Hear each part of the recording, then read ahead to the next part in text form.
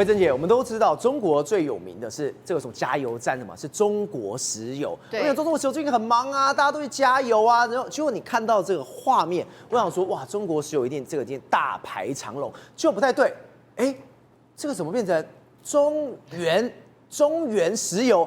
它有這種仿冒版的這種山寨版的嗎？我跟你講哦，中國誰說中國人沒有創意？中國人所有創意全部都花在 copy 上哦，全部都花在山寨上。中國有3桶油：中石油、中海油、中石化嘛，对不對？那現在呢？我們都知道這個3桶油啊，你看到第一個，你來念那個是什麼？申國石油，哇，差點爆雷，嚇死我了！是不是？這是視覺大考驗。然後旁邊那個呢？中固石油，厲害的視力不錯。再往左下，中國釉化，再來第4關，中國時代，对，这搞什麼東西啊？這太荒謬！如果我是要去加油那個人，我看到那個牌子，我覺得差不多，我就去加啦。誰會那麼認真在看的？現在真的很可怕，誰會看得出來？你真的太誇張了。中國石油就算了，中固石油，還有申國石油，那好像在玩那個文字遊戲一樣，在那個排列組合。你已經覺得中文很扯，你看英文，有沒有？你有沒有看那個中國時代？我真的佩服他。中國時代已經很扯了，它應該是 SINOPEC， 它寫 EPC 啊，給你這個排列組合啊，所以呢，就給你亂弄啊，反正看起來很像遠遠的，其實它就是故意騙你，故意誆你，讓你不小心就開進去了。好，那這個旁邊好是最右邊的，這個也是非常有創意，你再來念一次。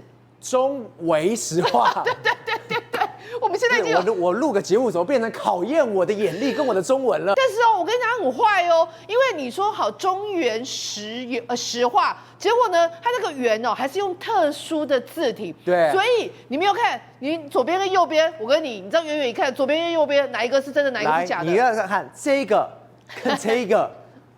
我們以為是同一家店，對，因為你看我也去加油了。對，然後你知道很壞，因為他故意，他連扛棒各方面的設計幾乎都一樣，所以他是故意的。然後呢，他就說開一開之後就發現，不對啊，怎麼價錢好像特別便宜？後來才發現原來是中原石化，不是中國石化，差異是差很多的，難怪開怎麼很容易熄火。結果後來發現這個是河北石家莊的鹿泉區啊，就你講說，會不會？只有這個石家莊這邊比較鹿泉區比較有問題，沒有，沒想到人家還連鎖連鎖店，全國到處都有。而且你可以看它制服哦，也跟這個中國石化很相像。對，這寫中原石化，連我都差一點快認錯了。是，而且你就說哈，你這個過分，你根本就是你這個是黑牌啊。他說沒有，他還亮給你看。不好意思哦，我2010年就工商登記了，人家我是合法的，我就是石家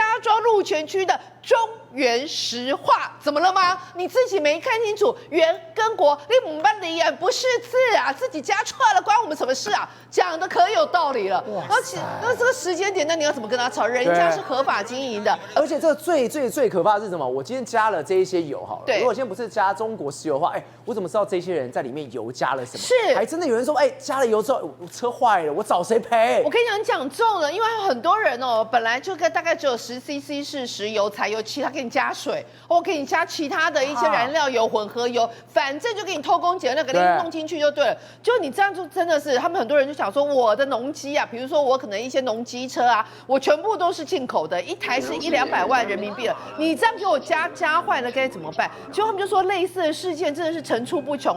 好，你剛剛講的中維石油，人家就說你這個 copy，你這個真的太過分，山寨太誇張了。好，罰侵害商標權，你說罰多少？才60萬。他搞那騙了多少的司機？騙了多少？才罰60萬，羞誇歹情。而且現在，我現在馬上又加上來，那個石油那麼貴，對不對？結果人家就說，再來最後一個哈，再考你最後一次，你再看。這應該念金吧？金國石油，對，連金國。導播來，我們往前看，這太難分了吧？然後他們就說這個實在是要求過，為什麼要求過呢？他說你们這些根本就是只幹3件事：蹭商標、低成本跟賺快錢吶。每一個都少個2塊，少個2毛。可是少個2塊，少個2毛，但是你裡面添加油添醋，然後跟你們亂弄啊，加了一大堆莫名其妙的東西。所以他們就是用這種方式，價格之戰，還有它的商標，讓你那個有點殺不清楚、看不清楚的情況之下，就把你騙進來。比如說像這個何女士，她從河南開封開回鄭州，一路上上了高速公路啊，就看到一個中國石化的加油站，她就開進去了。結果她開進去加了200塊人民幣，就開，結果後來你知道怎麼樣嗎？車子竟然熄火，美丁美當，都覺得還要叫拖車。後來送去檢驗才發現啊，這實在是有夠要求的，裡面汽油裡面竟然是摻了水。後來才發現它的發票上面開的竟然是雜貨店，所以就在這個價錢的差距之間，就讓剛提到的那一些山寨版的加油站有機可乘，然後讓消費者成了冤大頭。金明哥，我們剛剛講中國這種冤大頭真的非常多，但是中國人現在竟然把自己形容成什麼？他說我叫做醬板鴨。我心想怎麼會有人把自己形容成鴨子？好，原來是這一段畫面，就說你到底是雪山救過一隻狐狸呀？你到底是狐狸過來報恩的還是怎麼樣？他說我是醬板鴨。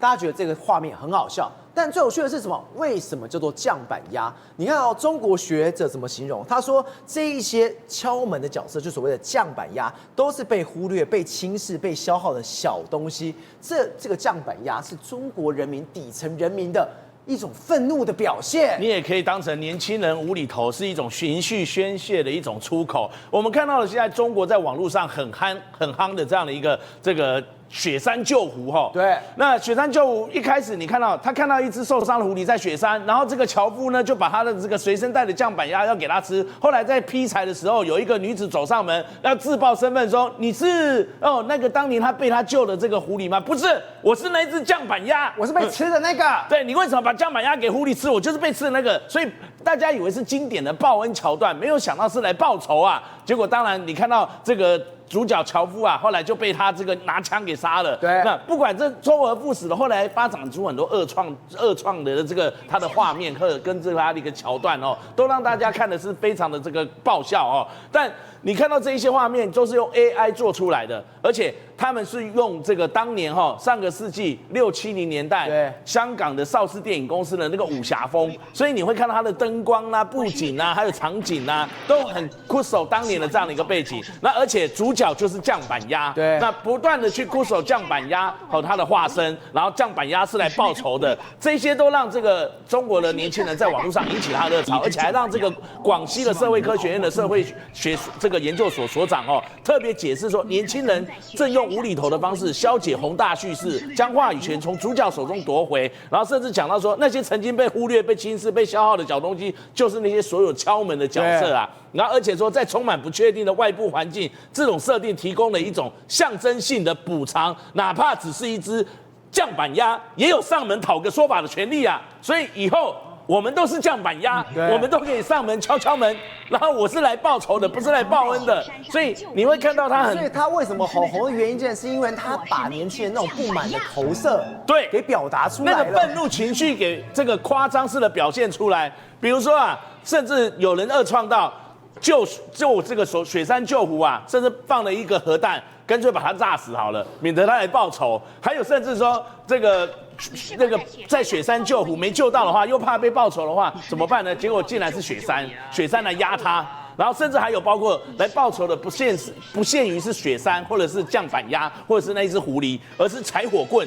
什麼都可以，手上的火棍也可以拿來復仇，對，都可以拿來復仇。而且這個裡面也是有年輕人的惡創的創意啊，有裡面在跟這個狐狸還有那個女生在對話的時候，還用不同的這個語言，有中文模式，有英文模式，然後還有日語模式。所以講到後面，不是因為你今天問說，你是不是在雪山裡救過我？如果你說是，然後我是那個的話，我就被殺了。現在說嘛，雙聽不懂。紅豆泥都是給，全部都來了。What are you talking about？然後馬上就還可以接起來了，你會看到很違和，明明是古裝劇，怎麼開始聊起英文來？聊到後面還可以講日文，甚至還有包括醬板鴨的部隊。你看，不止一隻醬板鴨，而是一群醬板鴨。然後，而且呢，對付這個醬板鴨，太多狐狸了吧？對，所以那麼多狐狸，當然用醬板鴨部隊來救他。所以還有開着軍卡，所以你看到這邊就覺得真的很搞笑。而這一連串的這個網絡的影片和畫面啊，都說明了中國的年輕人啊，他們真的是為了社會的这樣的一個整個階級，並沒有向上流動，而向下流動，甚至產生了這個失業，他們的慘況而感到了這樣的一個憂心，甚至憤怒啊。後來發現有些的農民工啊，甚至住在像這個老鼠巷裡面、老鼠洞裡面的這個房子啊。而且靜平，我們可以看到，這《紐約時報》它特別包覆非常有感這個標題，他說這叫中年失業向下流動，中國改革一代的職場困境。他說中國夢正在破碎。過去他指的這個哈利波這個人，他過去很好賺錢，過得非常好，他有錢有房有小孩，但是到了2026年之後，他現在連那種一般的打零工都沒有他的份，中國夢已經完全都碎了。因為他超過50歲的年紀了，他要去超市，人家不請50歲以上的收銀員，然後呢要去倉庫求職，也這個倉管也被拒於門外，甚至比較熟一點的這個朋友告訴他哦，這個年紀實在沒有辦法去錄用他。後來他才發現，跟他一樣慘的，甚至有一些農民工啊，他們住的是老鼠巷，1個月300塊人民幣左右的地方，床上都是灰塵，然後這個地方都是這麼的骯髒不堪，所以你才知道。過去的中國夢讓大家覺得說，你只要努力聽政府的話，不批評，那我好好的工作，我一定吃飽，這個睡飽喝飽，然後這個一定有錢賺。但是現在不是這樣，你就算是做到剛剛講的，你聽話，然後你都努力奮發向上，但是你還是會被裁員，你還是會落到沒有工作做，最後呢，你的中國夢就破碎，有如上個世紀的剛開始改革開放之前，甚至文革那個年代。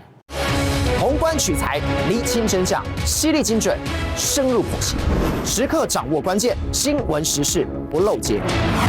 老時段，新氣象，我是鍾耀和，關鍵時刻2.0，全新出擊。